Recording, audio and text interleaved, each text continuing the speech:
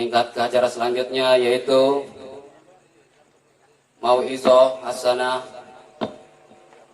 Yang pertama, insya Allah akan disampaikan oleh guru kita Al-Mukarram wal-Muhtaram Al-Ustadz Haji Usman Gumpanti ala fadilatihi wal yatafadhal mashkura. Sallu ala Muhammad. Allahumma shalli alaihi. Sallu ala Muhammad. Allahumma shalli alaihi.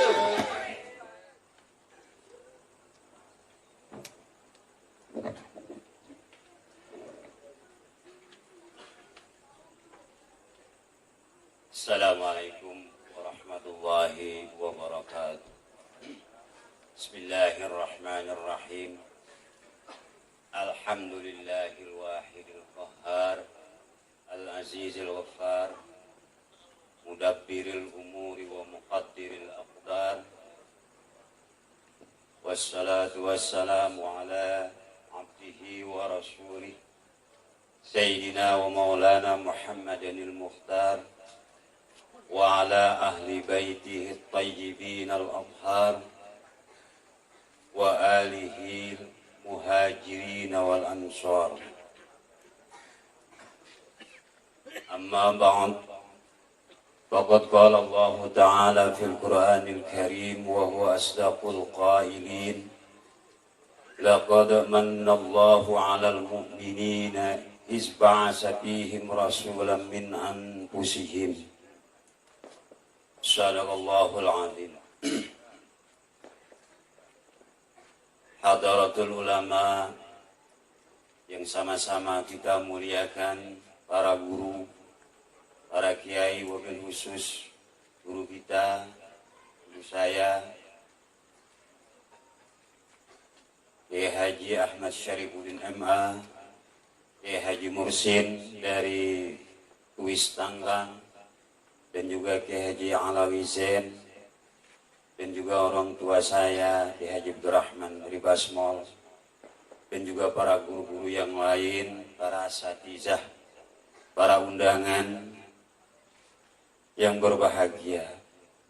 Tiada ucapan dan kata yang paling patut yang layak kita sampaikan pada malam hari ini adalah pujian kita pada Allah Subhanahu wa ta'ala, melampiaskan rasa syukur kita pada Allah Subhanahu wa ta'ala, yang mana kita pada malam hari ini telah hadir dalam suatu perayaan yang begitu agung di sisi Allah Subhanahu wa ta'ala, yaitu kita semua, saya yakin yang hadir di sini semuanya satu tujuan, yaitu biizharil farah, menyatakan, mengikrarkan kebanggaan dan kegembiraan kita bahwa Allah telah mengutus seorang hambanya sebagai Rasul, yaitu junjungan Nabi kita Muhammad sallallahu alaihi wasallam. Dan saya yakin malam hari ini malam yang penuh berkah.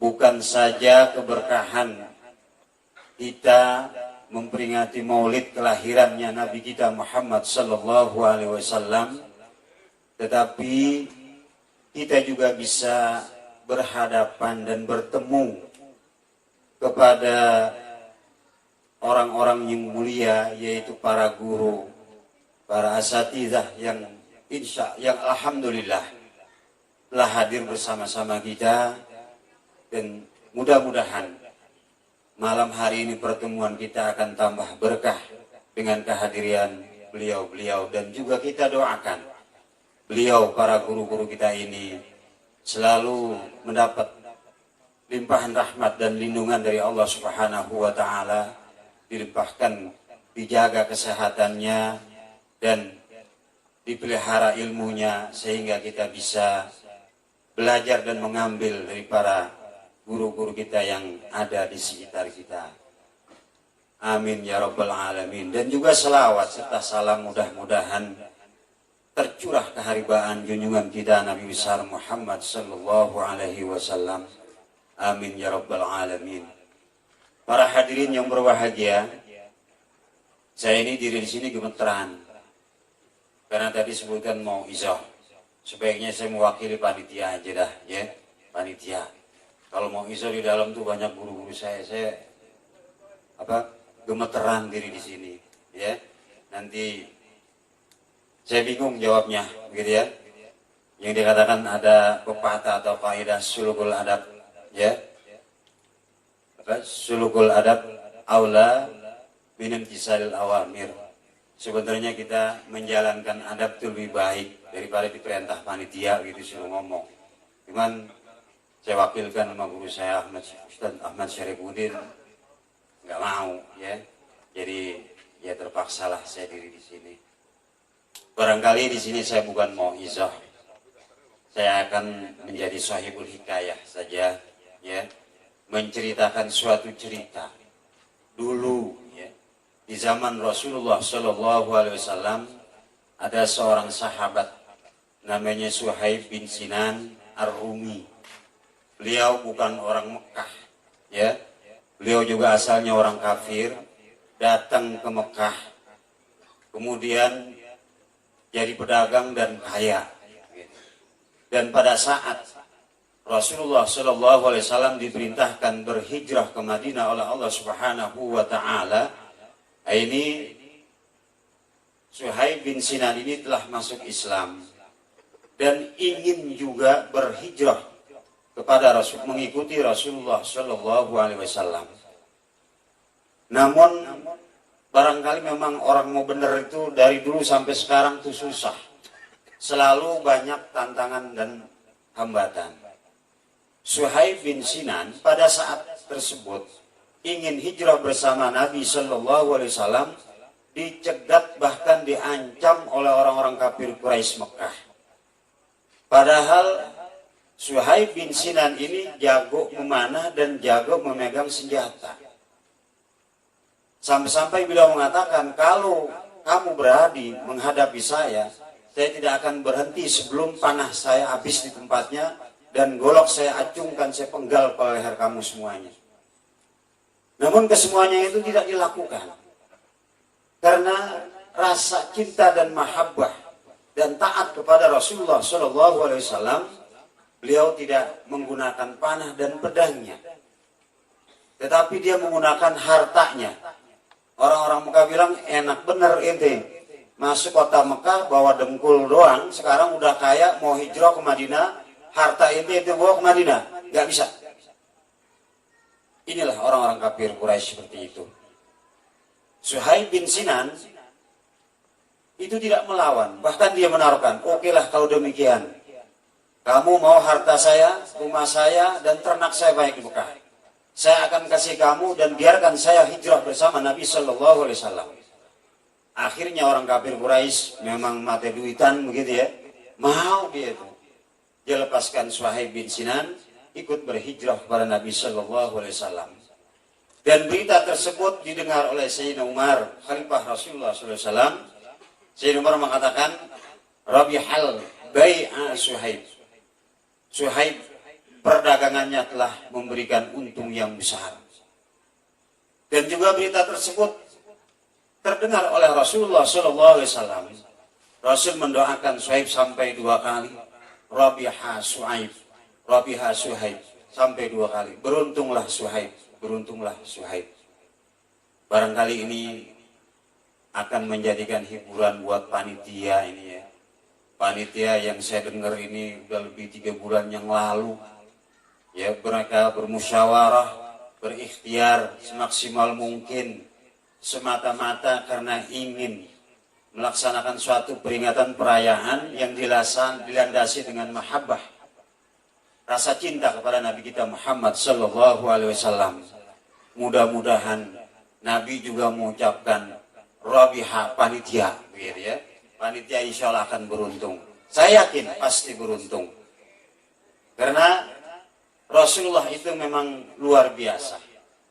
Baik selama beliau masih hidup atau beliau sudah meninggalkan kita, semuanya masih bermanfaat dan berguna, dan kita membutuhkan kepada beliau.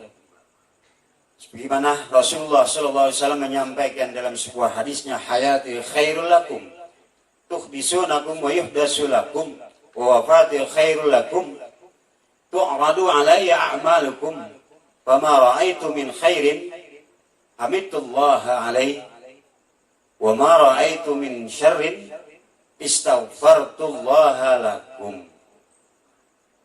Ketika aku masih hidup, kata Rasul, itu baik buat orang-orang yang bersama Rasul. Mereka dapat menyampaikan hadis-hadis Rasul dan mereka dapat menerima hadis dari Rasulullah Shallallahu Alaihi Wasallam. Ini kan hadis Nabi yang sangat mulia. Nah, kita ini hidup di zaman yang telah ditinggalkan oleh Rasulullah Shallallahu Alaihi Wasallam. Itu juga masih mendapat kebaikan. Karena Nabi mengatakan, setiap saya melihat kebaikan yang dilakukan oleh umatku, itu saya memuji kepada Allah Subhanahu wa Ta'ala. Dan setiap saya melihat kejelekan-kejelekan yang dilakukan oleh umatku, Nabi itu masih saja mau mendoakan, memintakan ampun dosa-dosa kita kepada Allah Subhanahu wa Ta'ala berupa syafaatnya. Barangkali nggak ada manusia seperti Nabi kita Muhammad Sallallahu Alaihi Wasallam. Kita jangankan sama orang lain, sama anak kita sendiri, dari kecil kita rawat, kemudian dikit kita sunatin, kemudian lagi sedikit kita sekolahkan, kita pesantrenkan, udah gede ngelawan kita, itu bukan main kita. Kita sumpahin tuh anak, bahkan kita ngomel, taruhlah kayak disumpahin, kita omelin. Tapi Nabi Sallallahu Alaihi Wasallam mendoakan kita. Kalaupun kita berbuat satu kekurangan atau khilaf atau kesalahan, Nabi masih mau memintakan istighfar pada Allah Subhanahu wa Ta'ala. Cuman mafhumnya, kalau Nabi memintakan ampun kesalahan-kesalahan kita, tentu kalau setiap hari kita melaksanakan kesalahan, itu rapot kita merah. Dilihat oleh Rasulullah Sallallahu Alaihi Wasallam. Katakan di sini kalau ada yang namanya bakar gitu ya, tiap hari main judi, tiap hari laporannya merah terus. Tentu kita akan malu pada Rasulullah Shallallahu Alaihi Wasallam. Jadi walhasil kita berusaha semaksimal mungkin berbuat baik. Dan ini yang ditujukan oleh panitia pada malam hari ini. Saya tahu betul 3 bulan lebih ini panitia berusaha semaksimal mungkin, semata-mata karena mahabbah pada Rasulullah Shallallahu Alaihi Wasallam. Dan juga kalau kita merasa cinta kepada Nabi kita Muhammad Shallallahu Alaihi Wasallam, juga kita harus manifestasikan kehidupan kita sesuai apa yang diajarkan oleh Rasulullah Shallallahu Alaihi Wasallam. Saya meriwayatkan saja ya, saya meriwayatkan hadis ini karena dalam ada guru saya. Diriwayatkan dalam hadis qala rajulun li Rasulillah sallallahu alaihi wasallam inni uhibbuka.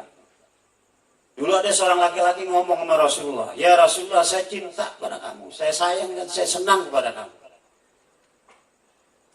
Qala Rasulullah sallallahu alaihi wasallam panzur, ya. Pikirin. Ya. Panzur ma kulta, artinya pikirinlah apa yang kamu katakan. Jangan seenak-enaknya aja ngomong, saya cinta kepada Rasul, saya cinta kepada Rasul. Tapi orang ini nggak ngerti juga. Qala rajulun, qala li Rasulullah sallallahu alaihi wasallam, ana uhibbuka. Saya suka kepada engkau ya Rasulullah sampai 3 kali. Ya. Nabi peringatkan, panzur ma taqulu. Jangan segobleh-goblehnya lu ngomong. Lu ngomong cinta kepada Rasul, pikirin dulu tuh omongan. Jadi saya ngomong ada enaknya tadi depanan, ini kurang enak kayaknya nih, ya. Kalau tadi enakan nih. Ini satu riwayat. Ada orang ngomong kayak gitu pada Rasul, tapi Rasul suruh pikirin tuh omongan ente apa bener, ente cinta padaku. Faqala Rasulullah sallallahu alaihi wasallam, in kunta tuhibbuni fa'idda lil faqri tijbaban. Kalau benar-benar ente cinta, suka kepada aku, maka persiapkanlah perisai tameng untuk menjaga kemiskinan. Kenapa demikian? Jangan sampai kita cinta kepada Rasulullah Sallallahu Alaihi Wasallam, miskin bebeneran. Kalau kita miskin bebeneran, susah kita. Kita kadang-kadang nggak bisa sabar, nggak bisa bersyukur. Dikasih kenikmatan yang lebih, kita tidak bersyukur. Dikasih miskin juga kagak sabar. Ngaku-ngaku cinta kepada Rasulullah Sallallahu Alaihi Wasallam, jauh gitu, jauh. Jadi kita disuruh persiapkan, kalau kita benar-benar mengaku pada cinta pada Rasulullah, persiapkan tameng. Tameng itu kalau buat perang itu kayak tetampah buat jaga musuh, membacok kita atau memanah kita. Fa innal faqra asra'u ila man yuhibbuni binasaili ila muntaha. Karena kefakiran itu lebih cepat menimpah atau kita dapatkan, atau orang-orang yang cinta kepada Rasulullah SAW daripada air bah yang turun ke tempat yang rendah yang dia akan tempat. Kalau kita lihat air besar membanjiri wilayah kita, air itu akan jalan ke tempat yang rendah, kencang. Tetapi kemiskinan itu akan lebih kencang lagi kita dapatkan, ya, kalau benar-benar kita mencintai Rasulullah SAW. Kalau begitu orang yang cinta kepada Rasul miskin? Oh tidak, tidak mesti miskin. Cuman kita jaga, ya. Paling tidak kita jangan jadi miskin karena cinta kepada Rasulullah, atau kita kaya tapi sikap kita seperti sikap orang miskin. Karena orang miskin itu banyak sabar, banyak penderitaan, seperti yang dialami oleh Ashabus Sufah di zaman Nabi Sallallahu Alaihi Wasallam. Mereka ikut sholat bersama Nabi, ada yang kejungkel karena kelaparan, gitu. Dan itu orang-orang yang cinta kepada Rasulullah Sallallahu Alaihi Wasallam. Kalau kita barangkali tidak seperti itu, ya, kita masih makan sehari 3 kali, tidur masih di kasur, selimut masih ada, kopi masih dibuatkan oleh istri kita, belum miskin kita, masih kaya. Ashabus Sufah mau makan aja susah. Bayangin kalau ikut berjamaah para Nabi sholat kejungkel, nahan lapar begitu. Dan dikatain lagi udah begitu. Sama orang-orang pedesaan, para bunuh dikatain, haulai majanin atau majanin. Wah ini mah orang gila, ya, orang-orang gila gitu. Dihina. Padahal mereka adalah orang-orang yang dekat pada Rasul dan orang-orang yang cinta kepada Rasulullah Sallallahu Alaihi Wasallam. Nah, kalau kita mempraktekkan kita dalam kehidupan kita sehari-hari, disuruh membentengi perisai untuk menjaga kemiskinan, artinya kita harus bersikap seperti orang